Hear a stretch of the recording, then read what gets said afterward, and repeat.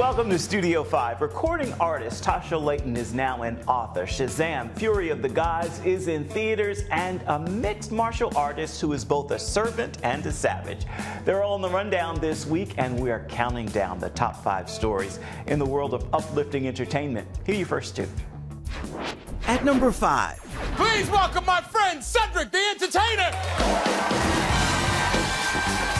2 kings of comedy become the kings of barbecue. Anthony Anderson and Cedric the Entertainer are partnering to launch their own barbecue label, AC Barbecue, and they'll document their grill master journey in a 10-episode series on the A&E network, still in development. We have known each other forever. Almost 20 years now, Yeah. and I can't remember how we know each other. Do you know how it all happened? At number 4, the start of season 3 includes a visit to the White House for a popular Apple TV show. The Ted Lasso team taking the show's message of mental health awareness to the White House. Star and show co-creator Jason Sudeikis among the cast who visited with President Joe Biden to promote mental health and well-being. And then they took the message to the press briefing room. We encourage everyone, and this big theme of the show is like to check in with your neighbor, your coworker, your friends, your family, and ask how they're doing, and listen. And with that, we'll resume the countdown in just a little bit. I want to turn now to singer and songwriter Tasha Layton. She is now a first-time author with this week's release of her book, Look What You've Done. Now, if that title sounds familiar, it's also her hit single. We caught up with her on tour with Toby Mac. Have you ever asked yourself, how did I get here? My name's Tasha, and I'm a wife, a mom of 2, and a singer. And I've asked myself that question several times in my life. Last time we spoke, you were actually taking a break to go to the Dove Awards and then getting right back on the road. You have stayed busy. We are busy bees. It has been a very full season of life. I think I did 150-something shows last year, and being a wife and a mom, it's hard, but it's worth it. Let me back up a few years. I've been singing as long as I can remember.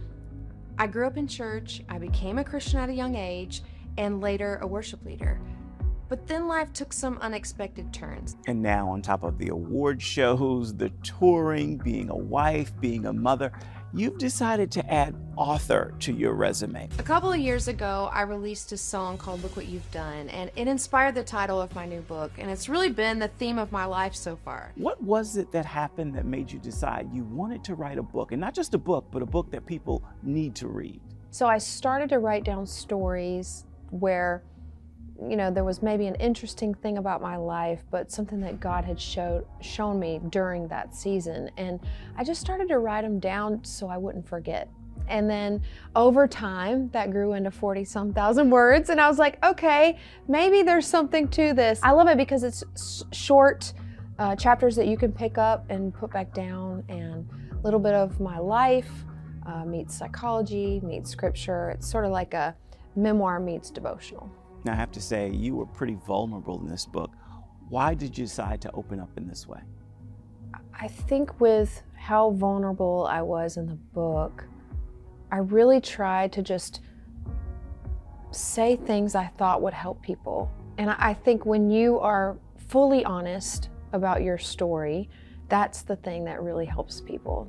It was fun and it was glamorous, and for many it would seem like I was living a dream. But behind the lights and the excitement, I was really struggling. And I had been for a long time. I was searching for truth. I was searching for freedom from the lies I had begun to believe. Now, I love the subtitle. I want to read it to you. The Lies We Believe and the Truth That Sets Us Free. Can you talk about some of the lies that you were telling yourself and the truth that broke through them? Yeah, I think one of the biggest lies that I believed, I have to prove to the world that I am good. And I've spent my life trying to protect myself and prove to the world that I'm good, and it was exhausting. I didn't know the power this had over my life. The enemy got a hook in me from a young age that caused me to believe that. And the enemy's not strong enough to take us out. We're made in the image of God. But if he can get us to believe a lie, we'll just self-destruct. And so that's what I was doing. I was self-destructing, and trying to prove to myself, God, others, that I was good. Now, the lies took you to some pretty dark and low points. God, what is happening? What am I doing? What are you doing? Take us back to them. You know, it's interesting you ask that, because I share in the book about trying to take my life, and I share details in the book that I don't normally share when I speak about that subject. And, you know, when I tried to do that and when I was experiencing those emotions, I have to say I still didn't know the truth. A failed suicide attempt, that was a lowest of low, but it didn't free me. I still had to experience freedom later in life. Now, that lowest of low did shock me enough to cause me to change my trajectory.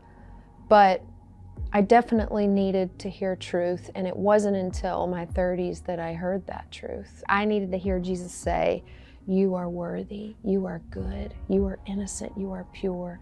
When I heard those words over my life straight from him, that's when I just felt so free. And I felt free ever since from those lies. And it wasn't until 30 years old that sitting on that couch that I talked about, that I actually felt free.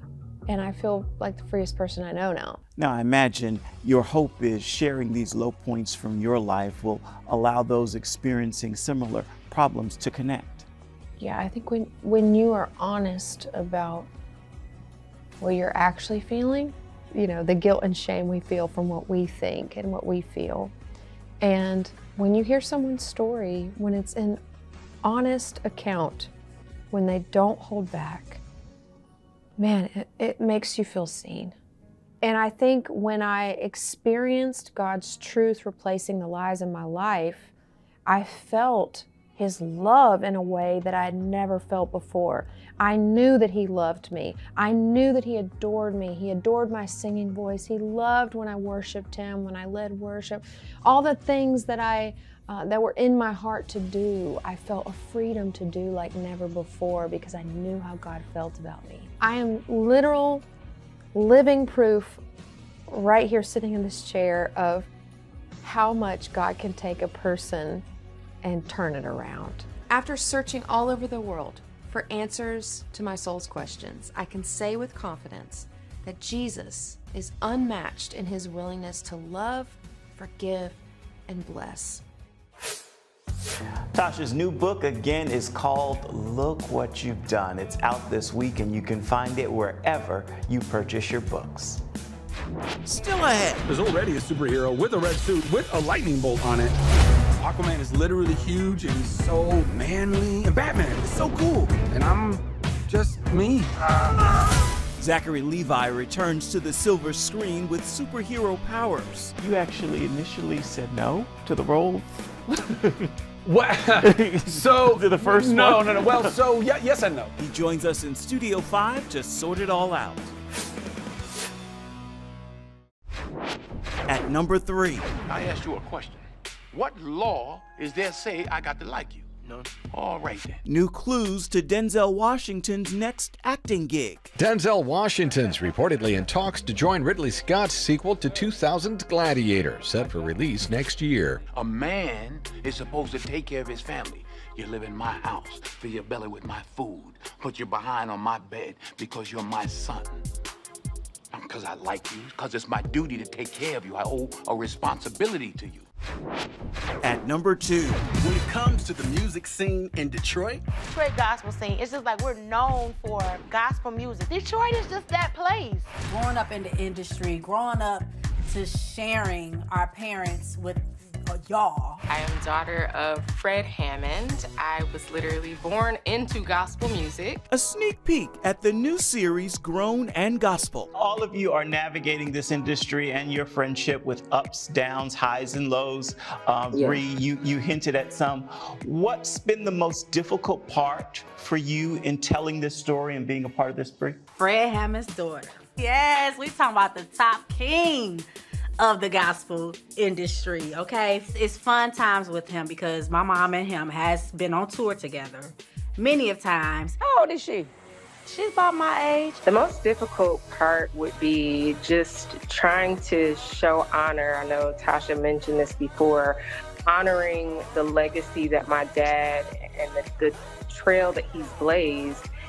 I want to make him proud. I want to first make God proud, but at the same time be true to myself. Welcome back to Studio 5. Our countdown will continue in just a little bit with this week's #1 story. I want to turn now to Shazam, Fury of the Gods. It's in theaters right now, and it marks the return of Zachary Levi as the superhero who is really a boy in a man's body.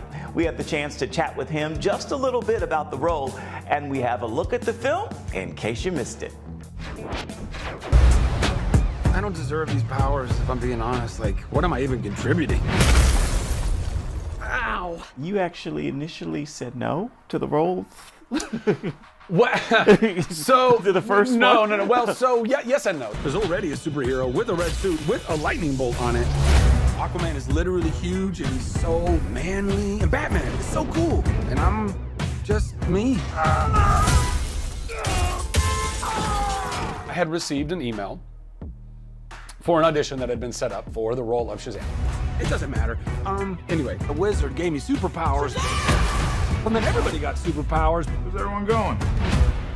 To fight crime? I emailed back, I go, aren't they looking for like super jacked dudes, at the very least, but also super famous jacked dudes? And I am neither of these things. And God bless the assistant who was on the other side of this email, because their response to me felt like this emoji. It was like, now everyone's kind of like doing their own thing and I'm the only one trying to keep it together. And so I said, respectfully, I'll decline. I don't want to be wasting everybody's time, because I felt like I'd be wasting everybody's time. Children stole the power of all the gods. I got this email and it was like, hey, don't mean to bug you. Because I told my agency, I was like, listen, I'm off grid. I'm doing some healing stuff. And they're like, yeah, don't.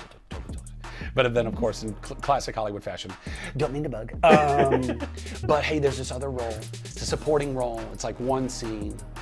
And I just had this breakthrough and I was like, you know what? Okay. Came home from the gym, put my phone up on the dresser, pinned it with some books, hit record, did one take, liked it, started doing a second take, bungled it, stopped it, went back and I was like, you know what? I like the first take, I'll just send one take. And that was on a Friday. And then that night, my phone starts blowing up and my agent's like, so, as it turns out, they haven't hired their Shazam. Not only do they love you for this role, they think you could actually be Shazam. My head's spinning out of control. I'm like, what is happening right now? And then over the course of the next 7 days, from Friday to Friday, I finished my stuff in therapy, I flew to LA, I camera tested, and then that next Friday, I got a call and it said, you are now Shazam. Introducing the star of our show. His name is Shazam! Part of the reason I like sharing that story is because I really need people to understand that there is no too late. There's just not. We think in this very human, linear, limited way. God does not. And the work that we can and should do on our lives can absolutely open up so many avenues within our own life if we are willing to go there and really, heal. Everyone can be worthy. Let's give it a chance. Now go fight for your family. Go fight for the world. That's a look at Shazam, Fury of the Gods, and again, it is in theaters right now. With that, we've come to the moment in the show where we share one story in pictures. Here's this week's Studio 5 snapshot. Celebrating a life well lived, the entertainment world mourns the loss of actor Lance Reddick. He died Friday. Longtime co-star and friend Keanu Reeves paid tribute to the entertainer just 1 week before the release of their film, John Wick Chapter 4. Reeves called Reddick a remarkable artist and a special person with grace and dignity. His most memorable acting roles include Cedric Daniels in The Wire, Philip Broyles in Fringe, and Chief Irvin Irving in Bosch. He was 60 years old. A look back at his life is this week's Studio 5 snapshot. Coming up next, My people in Iran, I know you're struggling. I know you're fighting for freedom. I know it's a tough struggle. I want you guys to know we're praying for you and we love you. An MMA champion who is also an outspoken believer. We're climbing into the ring with the athlete who is a servant and a savage. Welcome back to Studio 5. He is loving his enemies but still landing a punch. He's an MMA champion who is also an outspoken believer. Beneil Dariush is both a servant and a savage, and he's sharing his story in this week's Faith on the Field. 29-28 for the winner by unanimous decision, Beneil Dariush.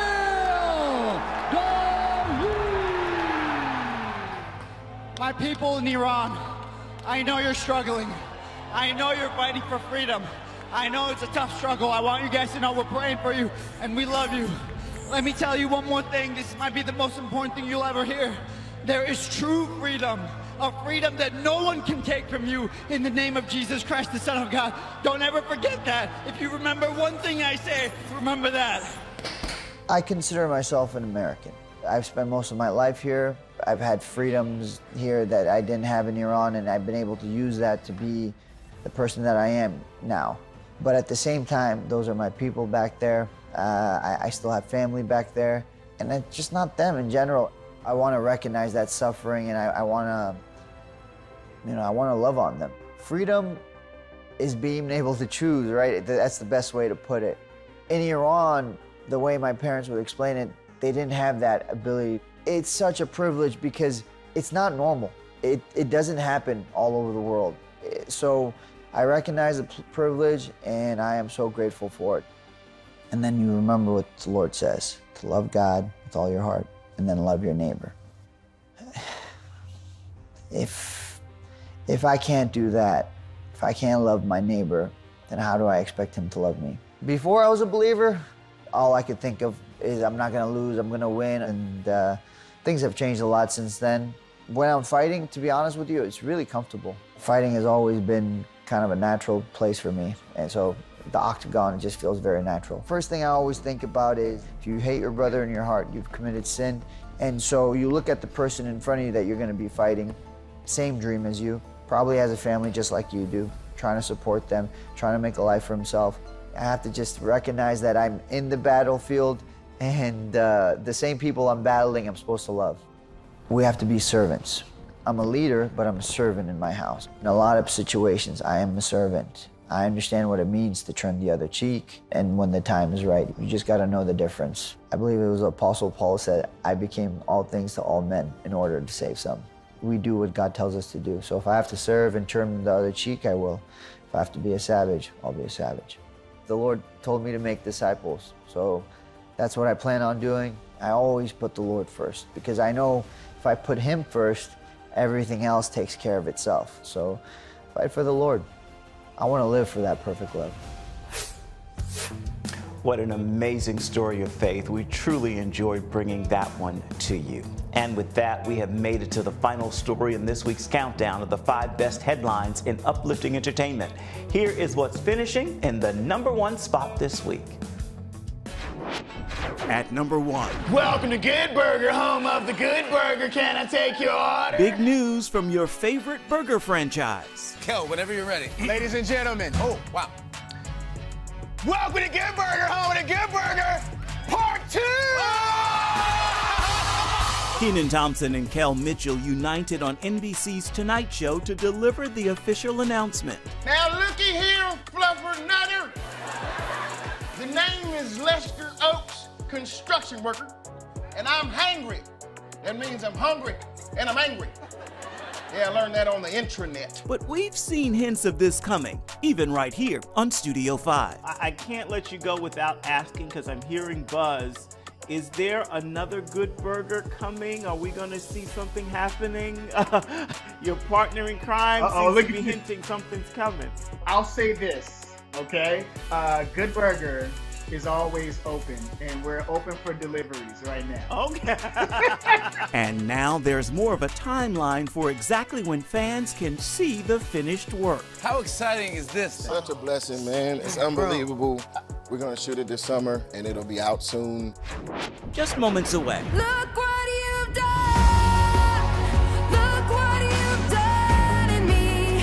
You spoke your truth into the lies and let my heart believe. Tasha Layton returns with a final "Look what you've done" moment.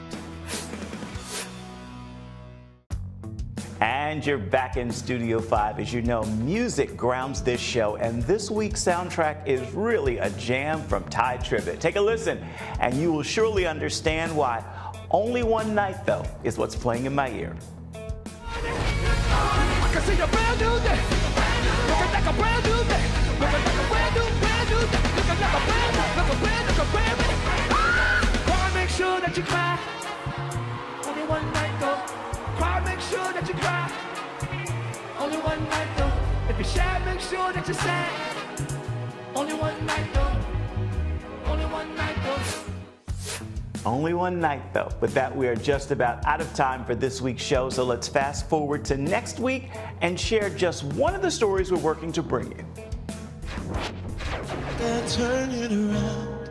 Gotta turn it around. Gotta turn it around. His music just reached a milestone, 1 million streams on Spotify and climbing. So John, here we are at Toby Mac's Hits Deep Tour. How's it going? Man, it's going well. It's exciting to get to meet different people and everything, but I think one of the biggest things that have been exciting for me is being able to be on the tour, doing worship, especially with the wave of worship that's happening across the country. And Savior, we're calling on you right now. Recording artist John Reddick joins us to chat about his massive music success and his work on canvas. This singer and songwriter is also a painter. He is moving mountains. You're the way for someone. God is doing something right now. Please make time to join us for that story and so much more come next week. Right now, we've got time for just one more thing, and we're giving that to singer and now author Tasha Layton. She's got today's final word. Now, after Look What You've Done, the book, the music, and all the accolades, if you could go back and talk to young Tasha, what advice would you give that little girl? If I could go back and talk to little Tasha, I would tell her not to be scared. Don't worry so much about what other people think. Be bold, be courageous. Have the fear of God and not the fear of man. That's what I would say. Tasha, thank you so much. That's a great final word for this edition of Studio 5 and this week's look at uplifting entertainment. Until next time, make time to uplift someone around you, and then please come on back. See where Studio 5 takes you next week. Bye-bye. Thank you for watching.